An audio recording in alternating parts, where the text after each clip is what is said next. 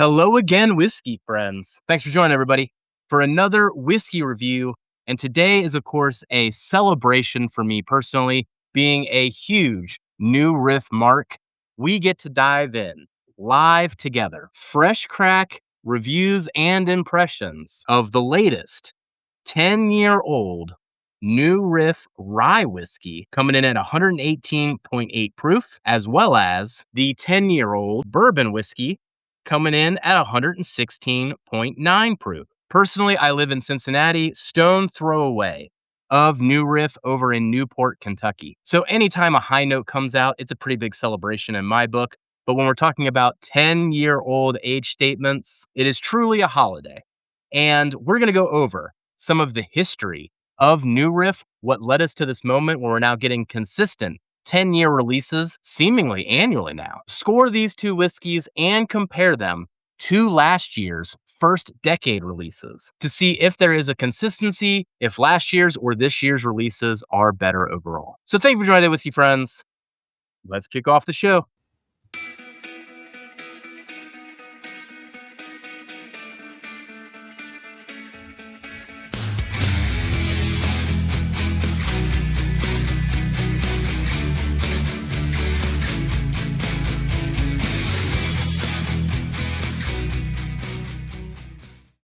All right. All right. So while these are going to be fresh cracks here of the bourbon and the rye, I did have a chance to sit down and enjoy these at the Aquifer, which is the tasting bar at New Riff. So I have some thoughts going in, but when it comes to these reviews and this process, whatever happens in this particular tasting is what stands and which will go into the final scores that we'll be going into here shortly. But we'll want to pour these out and let these breathe a little bit while we're talking and going over some of the history of New Riff, giving these things a better chance to air out. Now, for those that aren't aware, New Riff was founded in 2014 by Ken Lewis. Ken Lewis was once the owner of the Party Source, which is a huge liquor store in Northern Kentucky, probably the place where I buy 50 to 60% of any bottle that I buy in person. Is probably going to be the Party Source there. So convenient for me, and they get such a good selection. And he actually built New Riff in the Party Source parking lot. So essentially, he sold himself that land, and then he had to sever his connection to the Party Source because of that way that 3-tier system works. He can't own both sides of the equation. Now, if you were to see an old interview from Ken or talk to people at New Riff, if you're going to go on a tour, they say the lucky accident of the location that was selected was when they drilled down, they found this beautiful natural aquifer to then be their water source. And what's getting exciting about New Riff, and we'll get into a little bit more of the history of New Riff, but they're now up to like 3 warehouses in the Newport or Silver Grove areas in Kentucky. And they were very patient about how they released their whiskey and how they achieved distribution to all 50 states before really turning it on with these higher age statements. But before we get more of that history, let's just break down. We're going to start out with the new 10-year bourbon whiskey that was a special release, released online and then at the distillery. Now, I ordered this online, it cost me $89.99. They allowed a limit 2 per expression. So I was able to get 2 of the bourbons and 2 of the ryes. And what's interesting about this particular release is that it was available on the website for hours. The first decade that we'll compare to later sold out in like 5 minutes. And it's clearly not like the first decade wasn't overhyped. Those are fantastic bottles with great reputations. So you would think this one would sell out just as quickly unless they made a ton of it, which does make me wonder how much they made in preparation for this launch as compared to the first decade for it to last hours on sale. And I think I mentioned it here, but maybe I didn't. Both of these were $89.99. So once again, when it comes to New Riff, they do such amazing things with the prices, keeping everything reasonable. And I think that stands out even further as they continue to release these 10 years compared to some other distilleries who are of the same age of New Riff and are releasing their 10-year expressions in the $150 to $200 range. All right, so I got the bourbon in the Hello Again Whiskey Friend glass here, and we're going to go into the nose, into the palate, into the finish, and into the final scores before then getting into the rye and then ultimately the comparison to the first decade. So if you've joined me this far in the video, hit that like and subscribe. We like to do deep dives into various distilleries and expressions just like this throughout the year, with the goal of not only educating you about the whiskey, but about the people and brands that make the whiskey as well. So let's get into this nose. Cheers, everybody. On the nose, I think this one is going to be a crowd pleaser. For the most part, I can walk through the layers of essentially a Twix bar, with the cookie in the middle probably being its most prominent note on the nose, but you also got a little bit of the chocolate, a little bit of the caramel. There's some great, great fruit going on here as well. Typically in more of that stone fruit range. I would even put it in a cherry range, but more of a fresh orchard cherry than anything that's over abundantly sweet with that cherry note. A little bit of clove there as well. And the barrel, while there, it doesn't necessarily, the oak doesn't scream at you as really being a predominant note here like it was for the high note last year. All right, so let's go in for a taste. Cheers, everybody. Up front, it's honestly a bit subtle. You get a little bit of what we were describing up front about that cookie.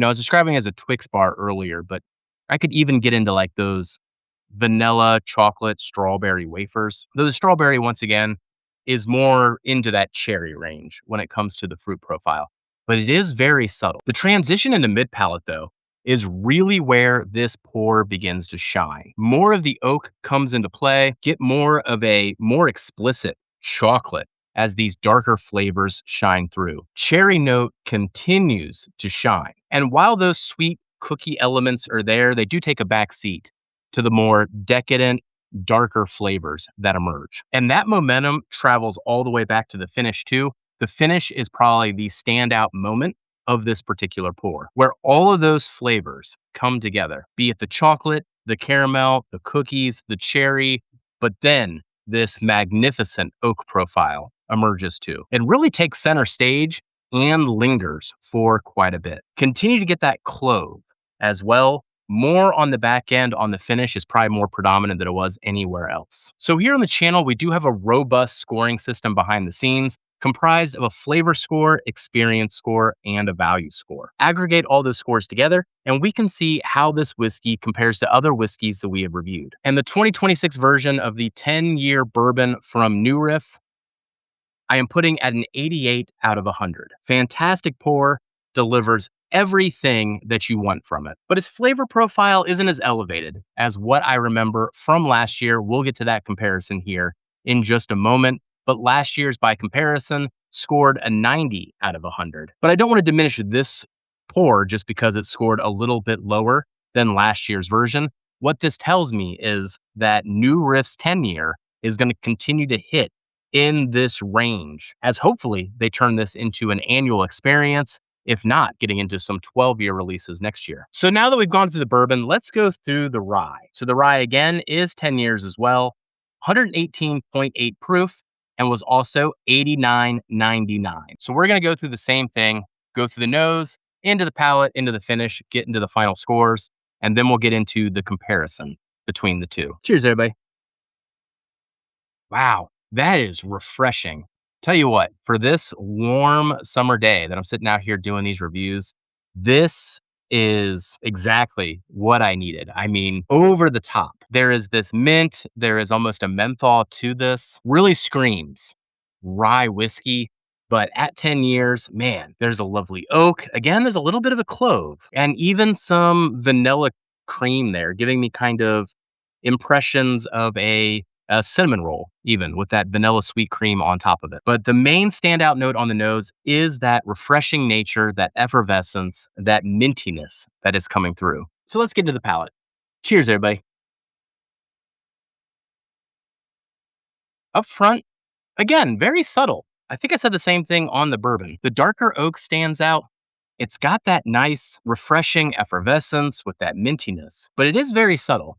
That transition into the mid palate, though, really starts to bring some of those flavors that we're looking for. In addition to that oak and that mintiness, there's even a little bit of cherry that starts shining through, which is very, very nice. And its standout moment really is the finish that brings in some of the vanilla aspects that I was getting off the nose, even getting into some of that cinnamon roll, in addition to the mint, the clove, all the oak, a little bit of that cherry. The finish is the standout moment, which again mirrors the bourbon in this year's blends. They both start out a little subtle, but they do roar into a very delightful finish. Final score on the rye for the 10-year 2026 edition is an 87 out of 100. Again, a very good score on its own, little lower than last year, though we are going to do a comparison between the first decade release and this release coming up here shortly. So we'll see if now getting them head to head,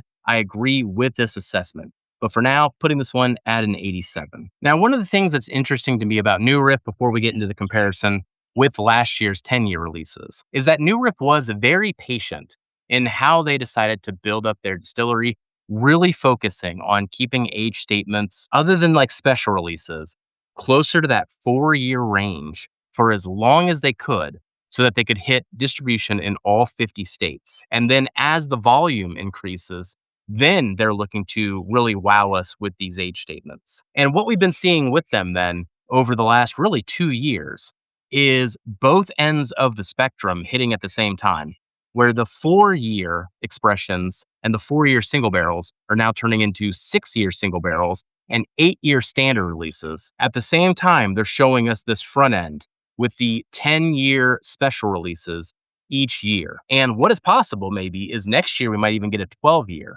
Or maybe they continue on with the 10-year to keep the volume and distribution higher. But I can't wait until both sides of the spectrum meet each other.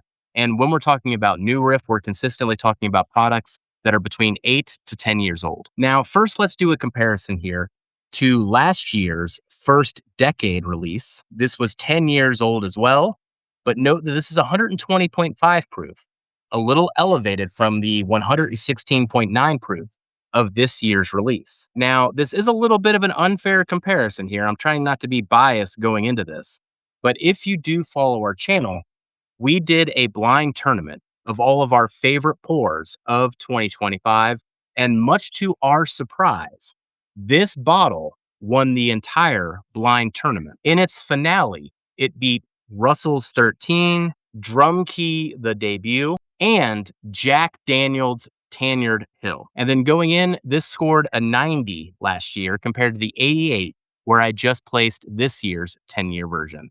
So let's see how these compare and contrast, and if I agree with that 2-point difference by the end of this. Cheers, everybody. I mean, what stands out to me as I go back and forth between the nose here is that last year's oak profile almost has that more special, elevated oak note to it, almost like it's older than 10 years. You know, it's 10 years going on 12 to 14 years. It has that darker profile, and that is the main standout that I'm getting on the nose. Otherwise, a lot of the flavor beats are actually very similar with some of those candy elements, cookie elements, as well as that cherry note. But last year's essentially does everything this year's does on the nose, just dialed up just a little bit. Let's see if I feel the same way on the taste. Cheers, everybody. Yeah, going back and forth here, we are really playing a game of inches on these, but the game of inches consistently favors last year's first decade release. This year's release is a little sweeter overall, whereas last year's release just feels a little more refined and a little older with a more impressive oak profile. So I agree with how the scoring system netted out on the bourbon. Let's do the same comparison to the rye. Now on the rye, this is the first decade rye, 10 years, again, 120.5 proof. Compared to the 2026 edition, that was 118.8. Now, at the time of release, I scored the rye at a 91 out of 100. Actually felt the rye was just a tad bit better than the bourbon on first impression, though obviously as time went on, the bourbon went on to win our blind flight tournament. So the bourbon did elevate itself above the rye as experience with these pours mounted, particularly blind. So let's do the same comparison here. We'll go to the nose, then we'll go to the palate and get some final thoughts. Cheers, everybody. This is a more interesting comparison. On the nose, the first decades is definitely more vibrant all the way around. Again, similar to the bourbon, they hit the same flavor notes through and through. The 2026 edition of the 10-year actually has a bit more oak on it, but I think it's because that oak has more room to breathe. As when it comes to the first decade edition, all the other notes are simply more elevated, either from that effervescence, the refreshing mintiness, the vanilla, the clove, the cinnamon roll doughiness. All of those volumes on those notes stick up a notch compared to what's happening on this year's release, which allows the oak to shine on this year's release, but not those other notes. Let's get into the palate and see how this comparison continues to flow. On the palate, again, everything about the first decades is a bit more vibrant and in some places a bit darker, though the oak profile on these does mirror each other pretty well. On the first decades, it really does hit most of the same flavor beats, whereas all the volume on those beats are turned up just a little bit, but they are darker too. Even the cherry note that I get on this year's rye is more of a darker blueberry, blackberry note on last year's first decade as a comparison of them kind of playing the same tune, just being a little darker. The mintiness is still there. That refreshing nature is still there. The clove is still there. Oak is playing a great part. Really, just everything about this one is just a little more elevated, but consistently from front palate, mid palate into the finish, slowly nipping point by point to thus justify the difference in the 91 versus the 87. All right, I got a bit of each of these left here, so let's just blend these together. We'll do the monster blend as we get into final thoughts. So this is going to be a 10-year Boo Rye blend. But what does stand out to me is that this year's 10-year releases are quite delicious and worth every bit of their $89.99 price range. But if you are going to go to the secondary market in order to get these and you are going to pay the same price for this year's 10-year as what last year's 10-year went for, you are doing yourself a disservice. Last year's are a elevated pour. They really went all out for that first decade release. And I think this starts to set the stage of what more of a median 10-year release is going to feel like. And if they consistently score in this 88 out of 100 range for me, that's a buy every single time regardless. It just doesn't mean it'll elevate to being in my top 10 of the year every year. Just as I don't think I'll be nominating any of these that I just had in our end of year tournament in the same way that I nominated both of the first decades in our end of year tournament. And ultimately, the first decade bourbon won the whole thing. So my advice is that you are going to want to continue to try these, especially if you didn't get a chance to try last year's. But do not go chasing ghosts and paying up for what last year's was for this year's batch. Get these at MSRP if you can. As I said, this year's edition lasted for 7 to 8 hours on sale online. And I'm sure most of you could find a mule in the Kentucky area that could have picked these up for you. All right. Let's get into the 10-year Boo Rye here. That is a blend between the 2025 and the 2026 editions. And then we'll close off this show. Oh my God, this nose is awesome, by the way. Oh my gosh. I'm getting like, okay, this is kind of an interesting thought. I'm getting like Sagamore, best 10-year Sagamore I've ever had kind of vibes was what just happened in my head. And if you know anything about the new Riff mash bills, the bourbon is a 30% rye mash bill and the rye is a 95.5.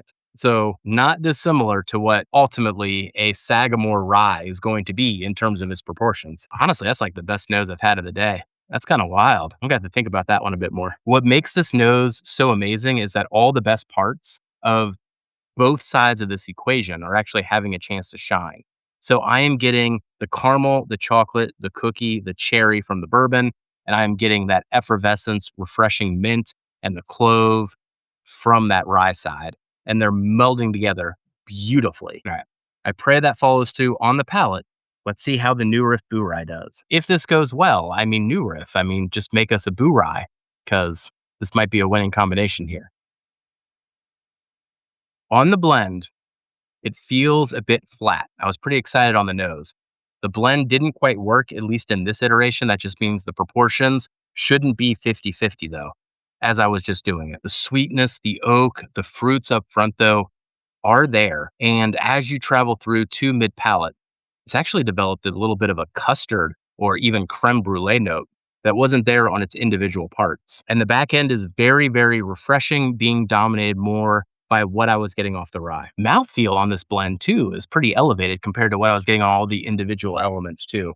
but overall does feel a bit flat. So there's something to hone in there, but a Boo Rye from New Riff has a lot of potential. So thank you for joining today, whiskey friends. Let me know what you think of what New Riff has been doing recently, particularly in the last 2 years as they've really started to step on the accelerator with these 8-year and 10-year consistent releases. If you haven't given New Riff a shot in recent years, it is time to jump on this bandwagon. They are really rocking things, really hitting full stride, and I think you're going to really enjoy it, especially if you haven't tried them in a few years. And just remember, while you can always find more whiskey, you can never have enough whiskey friends. So take care of those around you, and we will catch you on the next one.